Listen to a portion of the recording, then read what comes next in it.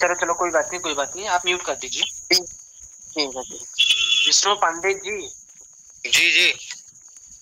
आज की मीटिंग का उद्देश्य क्या है?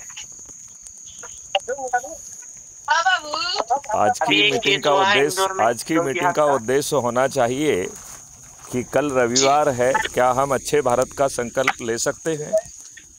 हाँ, ले सकते हैं। जय श्री राम सबको। जी जी, जय श्री राम। मैं मैथिली शरण गुप्त, फॉर्मर डीजीपी और president crime free Bharat mission बोल रहा हूँ। कुछ दिन के लिए। अच्छा अच्छा, बहुत मैं बहुत ये धन्यवाद चाहता आपसे। हूँ कि हम सिर्फ अच्छे भारत का संकल्प लेके उसमें इच्छा शक्ति पैदा करके इस देश को अच्छा बना सकते हैं। जी बिल्कुल। इसके लिए हमें केवल एक ही काम करना है कि हर रविवार को रोटेशन के आधार पर इकट्ठा होना है। क्राइम फ्री भारत मिशन में जो लगभग 10,000 वीडियो हैं जो ये समझा रहे हैं कि देश कैसे अच्छा बन सकता है, उनको जो वीडियो अच्छा लग रहा है उसको साथ में बैठकर देखना है और फिर जो लोग एकत्रित हैं उनसे ये पूछना है कि ऐसा अच्छा भारत चाहिए कि नहीं। और यदि वो ये महसूस करते हैं कि अच्छा भारत चाहिए तो हाथ खड़ा करके सब लोग जो है अच्छे भारत का संकल्प लें, उसका वीडियो बनाएं और वो मुझे टेलीग्राम ऐप पर भेजेंगे तो मैं उसे क्राइम फ्री भारत यूट्यूब पर भी अपलोड करूंगा। दूसरे लोग उस वीडियो को देखकर उनकी इच्छा शक्ति जागेगी और पूरे देश में जो है इस तरीके से अच्छे भारत का संकल्प पूरे देश में प्रत्येक रविवार को होने लगेगा। तब हम आसानी से 100 करोड़ को पार करेंगे और ये राजनेता हमारे कदमों में बैठेंगे और हम एक महापरिवर्तित भारत को ज़मीन पर उतार देंगे। आप लोग इस बात से कहाँ तक सहमत दिख रहे हैं? बिल्कुल बिल्कुल सही कहा आपने पूरी बात, मैं आपकी बातों से सहमत हूँ। तो मैं आपके ग्रुप में वो दस्तावेज डालूंगा जिसको पढ़ के आप समझ सकेंगे कि अच्छा भारत है क्या।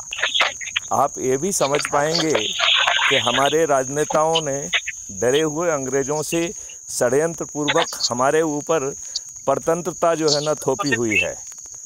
आपके ऊपर वही नियम कानून थोपे हुए हैं जो अंग्रेज़ों ने भारतीय गुलामों के लिए बनाए थे। आप लोगों को शायद ये भी नहीं मालूम होगा कि 1947 में 700 करोड़ रुपए हमारे इन दुष्ट राजनेताओं ने अंग्रेज़ों को दिए, वो भी आरबीआई की बैलेंस शीट से। और ये तथ्य जो है हम सब लोगों से छिपा लिया। नहीं, आप गलत हैं। 842 करोड़। नहीं, आरबीआई की बैलेंस शीट में 700 करोड़ ही हैं। ये तो आरबीआई की बैलेंस शीट की बात कर रहा हूँ ना मैं। 842 करोड़ का आजादी के एक दिन पहले 14 अगस्त को 842 करोड़ रुपए का सोना, ये ब्रिटिश अंग्रेज नहीं, ये सोने वाली बात नहीं है। ये जो आरबीआई में जो पैसा जमा था, आरबीआई में जो पैसा था उस पैसे का 700 करोड़ रुपए जो है वो अंग्रेजों को ट्रांसफर कर दिया गया। और ये पैसा जो आरटीआई निकाला गया, आरटीआई हम निकलवाए हम जी, मुझे आप पहचान हो तो मैं आपको प्रणाम करता हूँ जी। 882 करोड़ रुपए का सोना, वो एक 1947 की बात में, आज में कहेंगे तो अरबों खरबों हो जाएगा इस समय में। उस समय में 842 करोड़ का सोना जब आजाद किए तो अंग्रेज इतना सोना लेके चले गए हमारे देश से। आपको ये मालूम है ये सोना किस चीज के लिए दिया गया? यदि आपको नहीं मालूम हो तो मैं बताऊं किस नहीं, यदि आपको नहीं मालूम है तो मैं बताऊं आपको। ये दो चीजों के लिए पैसा दिया गया है। ध्यान से सुनिए इसको। ये 2 चीजों के लिए पैसा दिया गया है। एक पैसा वो दिया गया है जो हम उन अंग्रेजों ने जिन्होंने हमारे ऊपर अत्याचार किया है, जिन्होंने लाला लाजपत राय को लाठियों से इतना कूटा कि वयोवृद्ध व्यक्ति मर गया। जनरल डायर जैसे लोगों ने जनरल डायर जैसे लोगों ने जलियांवाला बाग में बिना उचित कारण के हमें गोलियों से भून दिया। सुनो बात मेरी, उसको मैं उसको आगे समझा रहा हूँ ना। ये तो सिर्फ उदाहरण देते हुए समझाने की कोशिश कर रहा हूँ। आप बताइए। तो उदाहरण मैं इसलिए दे रहा हूँ कि उससे ऊर्जा जागृत हो। ऐसे अंग्रेजों को ताउम्र पेंशन कैलकुलेट करके दी गई, पूरे उम्र की। तो ये जो 700 करोड़ हैं या आप 886 करोड़ कह रहे हैं, आप वो दस्तावेज यदि आपके पास है तो मुझे भेज दीजिए। 882 करोड़ रुपए वो 808। हाँ हमारे आरबीआई की बैलेंस शीट के हिसाब से 700 करोड़ बता रहे हैं, लेकिन हो सकता है कि आपके पास और कोई एडिशनल इन्फॉर्मेशन हो तो। नहीं। तो मैं जो बात बोला हूँ जी, मैं आरटीआई से मंगा के बोला हूँ। आरटीआई समझते होंगे आप लोग। हाँ, राइट टू इन्फॉर्मेशन एक्ट के तहत यदि आपके पास कोई डॉक्यूमेंट है 882 करोड़ रुपया का सोना, आप मुझे उसका डॉक्यूमेंट भेजेंगे क्या? यदि आपके पास डॉक्यूमेंट उपलब्ध हो तो भेज दीजिए मुझे। बिल्कुल भेजेंगे। हाँ, वो मेरे पास रिकॉर्ड में आ जाएगा तो मैं उसे उपयोग कर पाऊंगा।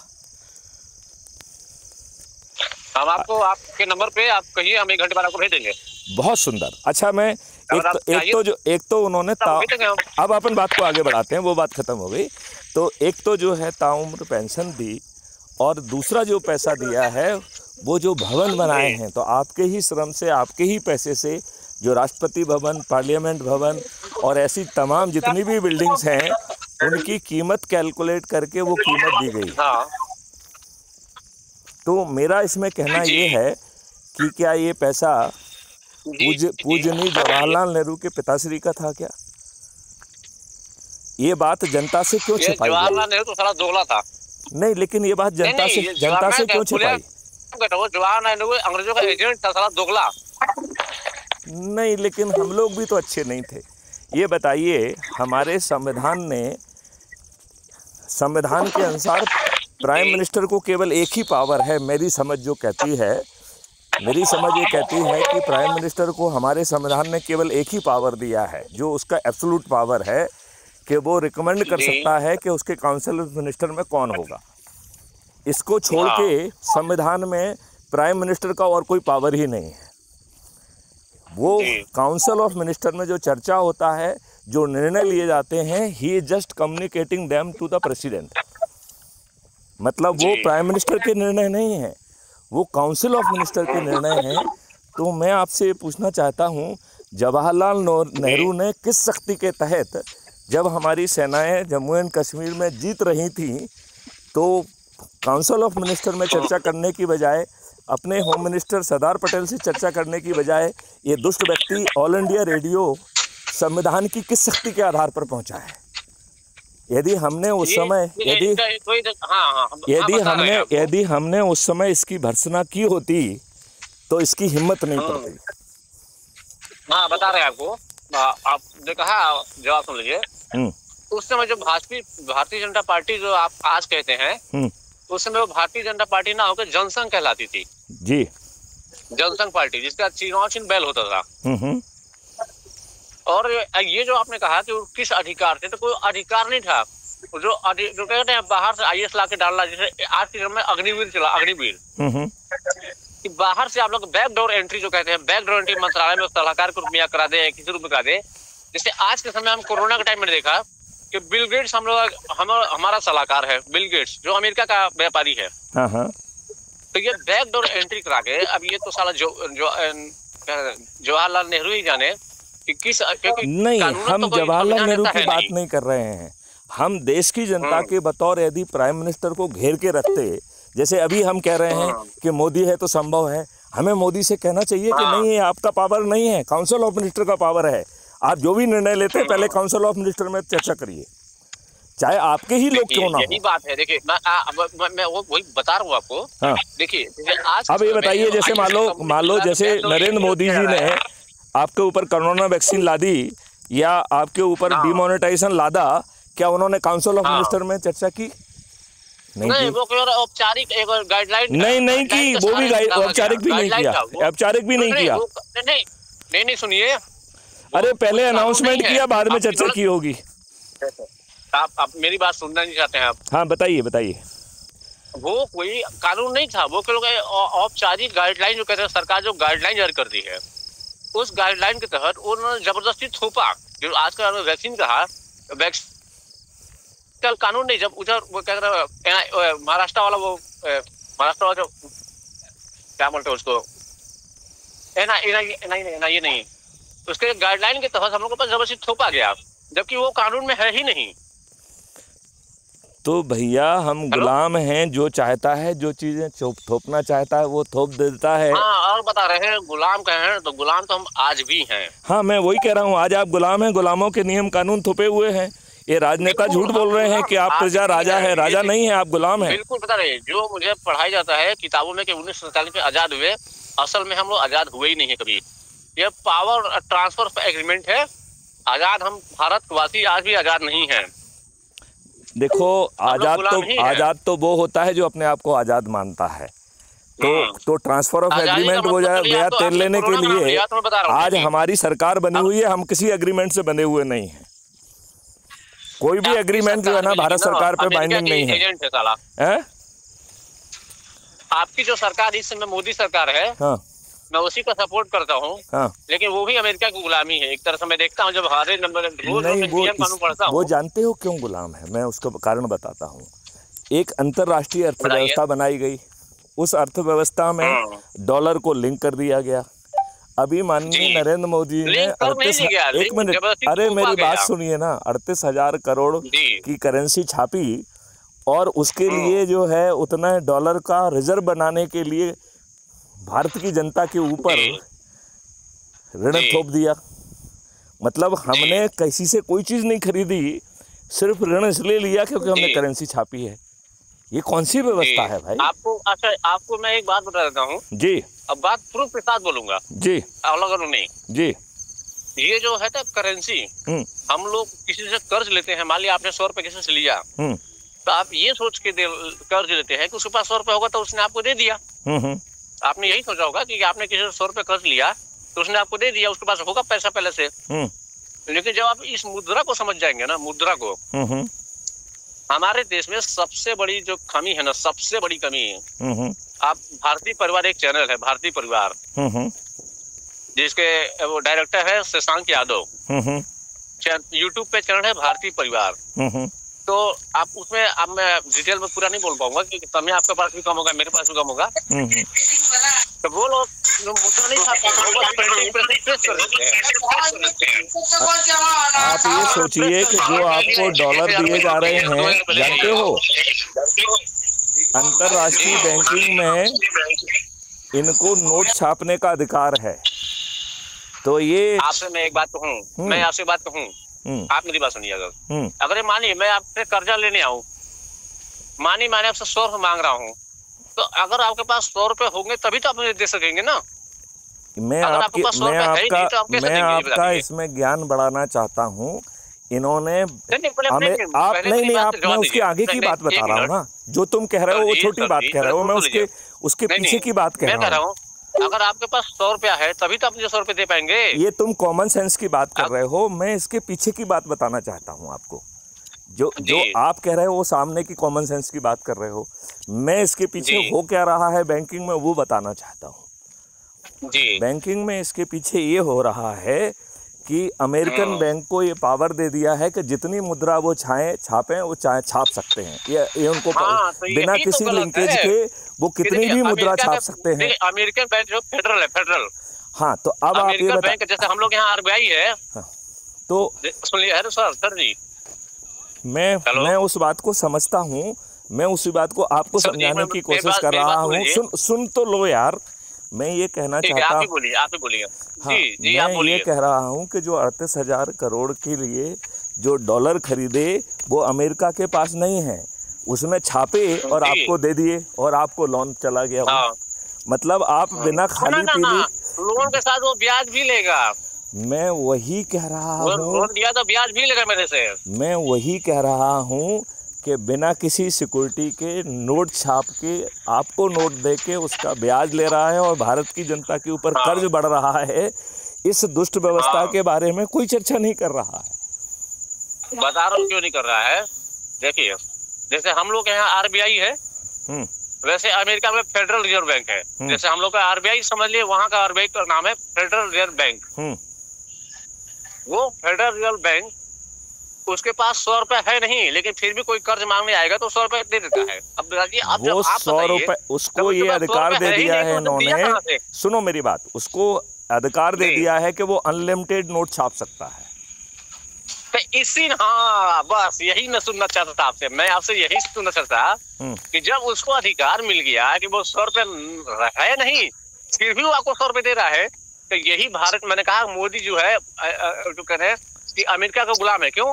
तब फिर अपने बैंक में भी काम करो ना। अमेरिका RBI के पास इतना पैसा हो ना हो, आप जितना मांगे आपको दीजिए, तो उसके बैंक के पास तो अधिकार है, आपके पास ये अधिकार क्यों नहीं है, ये बता दीजिए। इसलिए अधिकार नहीं है क्योंकि आप गुलाम मेंटेलिटी के व्यक्ति हैं।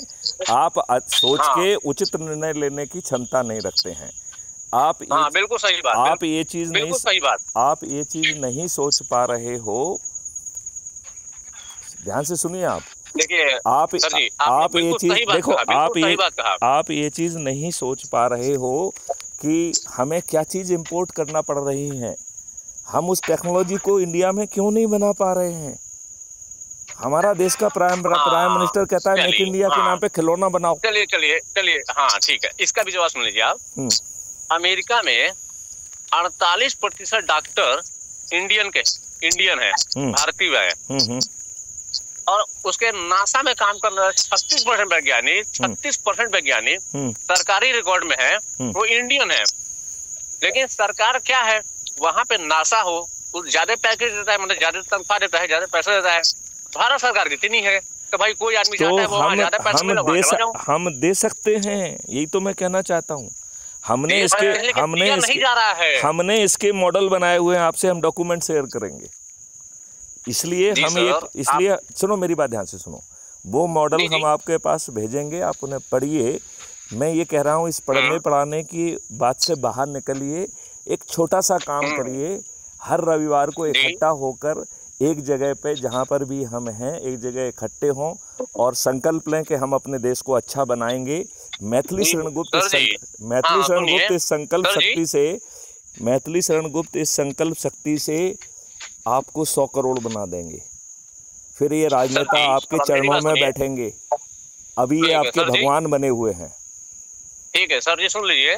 जो आपने कहा कि संकल्प लेके बैठेंगे, मैं पहले से ही RSS से, बजरंग दल से जुड़ा हुआ हूँ। हर मीटिंग में जाता हूँ मैं।